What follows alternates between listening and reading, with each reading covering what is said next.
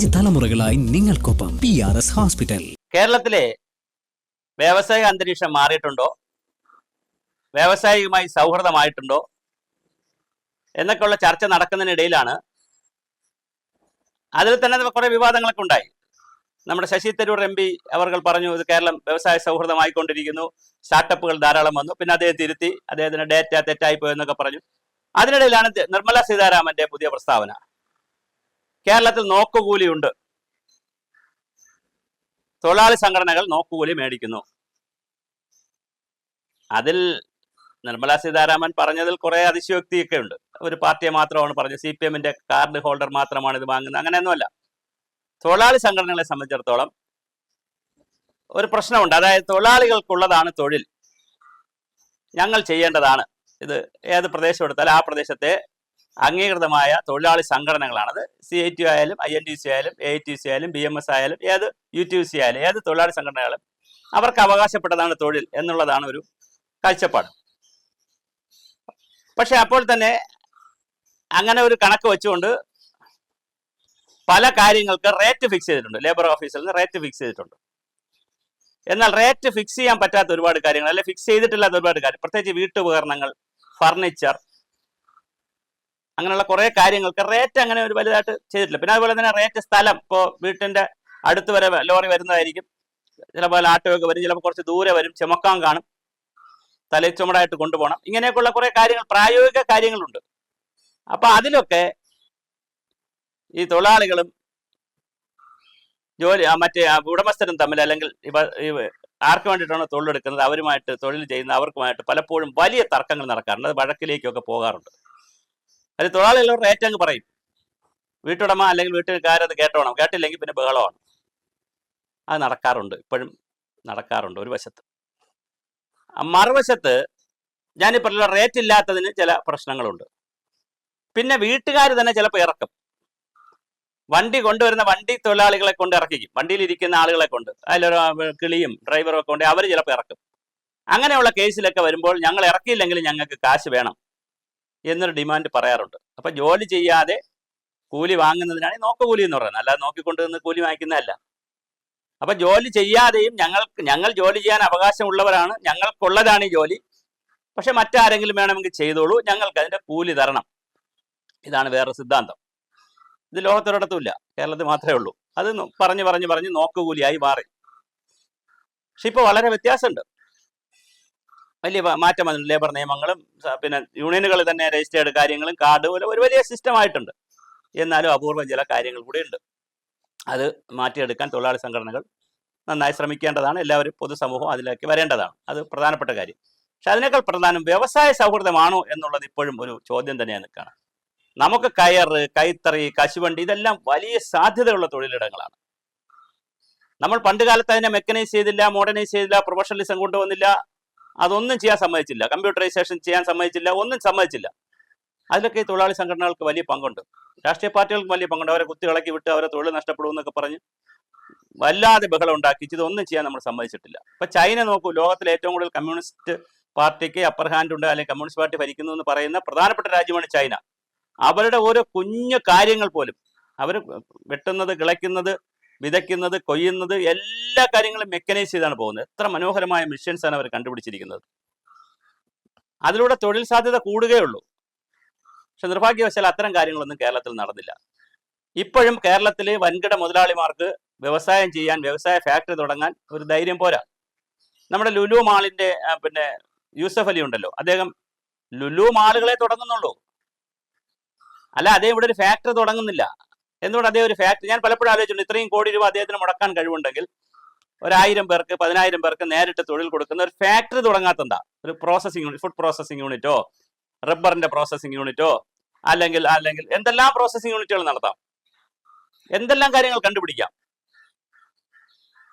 നിർമ്മാണ യൂണിറ്റുകൾ നടത്താം. വസ്ത്രത്തിന്റെ, കേരളം മലയാളികൾ ധാരാളം ഉപയോഗിക്കുന്നതാണ് വസ്ത്രനിർമ്മാണം, പല കോസ്മെറ്റിക് ഇനങ്ങൾ, ഇതിന്റെ തീപ്പെട്ടി തൊട്ട് അങ്ങോട്ട് എടുക്കുക. ഇതിന്റെ ഒന്നൊരു ഉൽപാദന ഫാക്ടറി തുടങ്ങാത്തെന്താ? അപ്പൊ ഇപ്പോഴും വ്യവസായ സൗഹൃദമൊന്നും സ്റ്റാർട്ടപ്പ് എന്നൊക്കെ പറയുന്നെങ്കിലും വളരെ കൃത്യമായ വൻകിട ഉൽപാദനശാലകൾ നടത്താനുള്ള ഒരു ധൈര്യം സ്വകാര്യ വ്യക്തികൾക്ക് ഇപ്പോഴും ഇല്ല. സർക്കാരിന് ഒട്ടുമില്ല, സർക്കാരിന്റെ പണവുമില്ല, സർക്കാരിന് ചെയ്യണമെന്ന് വിചാരിച്ചാലും പണവുമില്ല. സ്വകാര്യ വ്യക്തികളുടെ കയ്യിൽ കൊണ്ട് ഇത് മുമ്പോട്ട് അവർ വരുന്നുമില്ല. പഞ്ചായത്ത് രാജ് സംവിധാനങ്ങളിൽ തൊഴിലൊക്കെ ധാരാളം കൊടുക്കണമെന്ന് പറയുന്നതല്ലാതെ ഇത് കൊടുക്കാൻ പറ്റുന്നില്ല. അപ്പൊ കാർഷിക അനുബന്ധമായ പരിസ്ഥിതി സൗഹൃദമായ ധാരാളം ഫുഡ് പ്രോസസ്സിംഗ് യൂണിറ്റുകളും വാല്യൂ ആഡഡ് പ്രോഡക്റ്റുകളും ഉണ്ടാക്കാനുള്ള സാധ്യത കേരളത്തിൽ വളരെ വലുതാണ്. അതിന്റെ ഫാക്ടറികളൊക്കെ തുറക്കാം. പക്ഷെ അത് ഉണ്ടാവുന്നില്ല. ഇപ്പോഴും നൂലാമാലകൾ വലുത് തന്നെയാണ്. ആന്തൂറിലൊരു വ്യവസായി മരിച്ചത് നമ്മൾ അറിഞ്ഞതാണ്. കിറ്റക്സ് സാബു വലിയ തർക്കത്തിലും രാഷ്ട്രീയ പാർട്ടി ഉണ്ടാക്കിയത് വേറെ പക്ഷേ എങ്കിലും 2020 ഉണ്ടായത് വേറെ കഥ. പക്ഷേ എങ്കിൽ പോലും വലിയ സമരമാണ്, ഗവൺമെന്റുമായിട്ട് വലിയ സമരത്തിലാണ്.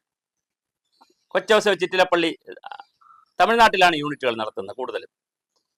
ഇവിടെ കേരളം വിട്ട് കഴിഞ്ഞാൽ ധാരാളം ആളുകൾ കർണാടകത്തിലും തമിഴ്നാട്ടിലും പോയിട്ടാണ് ഈ വ്യവസായങ്ങൾ ചെയ്യുന്നത്. എന്തുകൊണ്ട് കേരളത്തിൽ വരുന്ന ആളുകളുടെ വ്യവസായികളെ ഇപ്പോഴും നമുക്ക് അട്രാക്ട് ചെയ്യാൻ പറ്റുന്നില്ല? എത്രയോ മേളകൾ നടക്കുന്നു, എത്രയോ സമ്മേളനങ്ങൾ നടക്കുന്നു. പിന്നെ കൊച്ചിയിൽ ഇപ്പോൾ വലിയ ഫെയർ അല്ലേ നടന്നത്,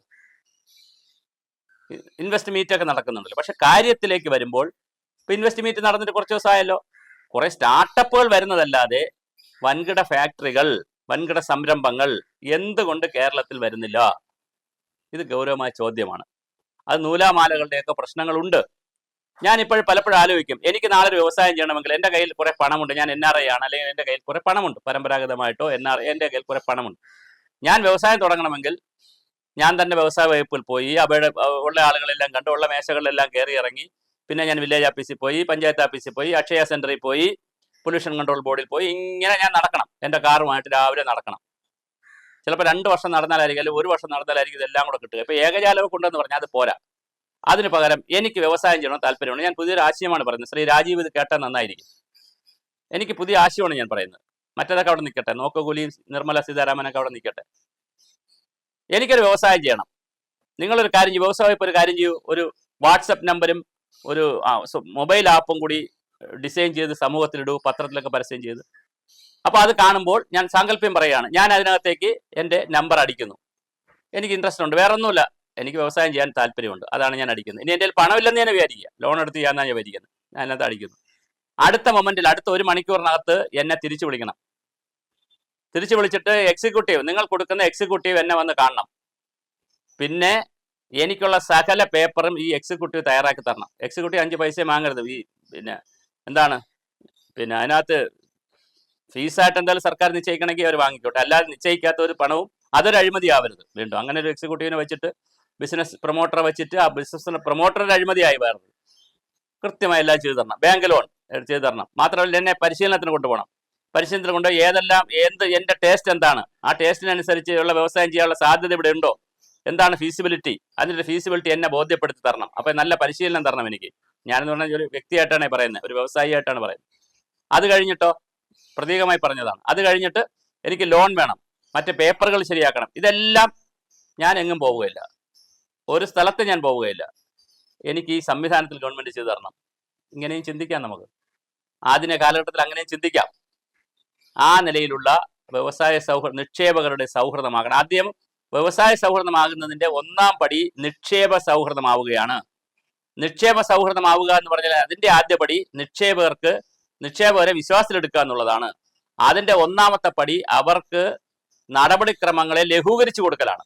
അപ്പോൾ വ്യവസായം തുടങ്ങണമെന്നുള്ളവർ ഒരൊറ്റ സിംഗിൾ മിസ് കാൾ അടിച്ചാൽ അത് വിളിക്കുക പോലും വേണ്ട, മിസ് കാളിലൂടെ കൃത്യമായി അവരെ വീട്ടിലെത്തി, അവരെ സ്ഥാപനത്തിലെത്തി, അവർക്ക് എല്ലാ സൗകര്യങ്ങളും ചെയ്തു കൊടുക്കുന്ന രീതിയിലേക്ക് വ്യവസായ വകുപ്പ് മാറട്ടെ.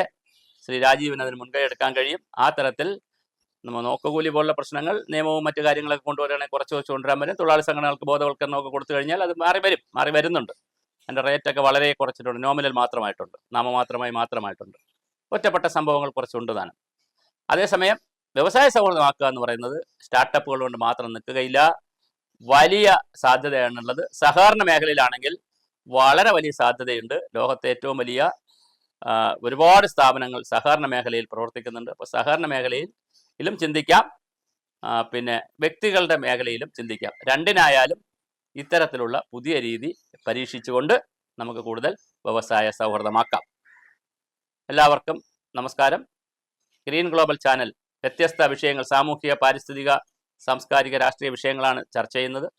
ഇതിൻ്റെ ഇൻഫ്രാസ്ട്രക്ചർ വൈസ് ഇത് വിപുലീകരിക്കുകയാണ്. ഇതൊരു പൂർണ്ണസമയ ചാനലാക്കി മാറ്റുകയാണ്. അതിന് കുറേ സാമ്പത്തിക സഹായം ആവശ്യമുണ്ട്. ഇത് കാണുന്ന സുമനസ്സുകളായ അഭ്യുദയകാംക്ഷികൾ 9847547881 എന്നെൻ്റെ ഗൂഗിൾ പേ നമ്പറിലേക്ക് പരമാവധി സംഭാവനകൾ അയച്ചു തരണം. അതുപോലെ പരസ്യങ്ങൾ, നിങ്ങൾക്ക് കഴിയുന്ന സ്ഥാപനങ്ങളുടെ പരസ്യങ്ങളും പിടിച്ചു തരികയും നേരിട്ട് തരികയും ചെയ്യണം. പിന്നെ ഗൂഗിൾ പേയിൽ പൈസ അടയ്ക്കുന്നവർ ഗ്രീൻ ഗ്ലോബൽ ചാനലിലേക്ക്, അല്ലെങ്കിൽ ഗ്രീൻ ഗ്ലോബൽ ചാനൽ എന്നൊരു സിമ്പൽ കൂടെ ഇട്ടാൽ എനിക്ക് എളുപ്പമായിരിക്കും. തീർച്ചയായിട്ടും അതിൻ്റെ സ്ക്രീൻഷോട്ടോ അല്ലെങ്കിൽ മറ്റു കാര്യങ്ങൾ എനിക്ക് വാട്സപ്പിൽ അയച്ചു തരുന്നതിൽ സന്തോഷമേ ഉള്ളൂ. എൻ്റെ മൊബൈൽ നമ്പറും ഗൂഗിൾ പേ നമ്പറും ഒന്ന് തന്നെയാണ്. അത് ചാറ്റ് ബോക്സിലെ കമൻറ്റിൽ ആദ്യമേ ഇട്ടേക്കാം. തീർച്ചയായും എല്ലാവരും സഹകരിക്കണമെന്ന് പ്രത്യേകം അഭ്യർത്ഥിക്കുന്നു.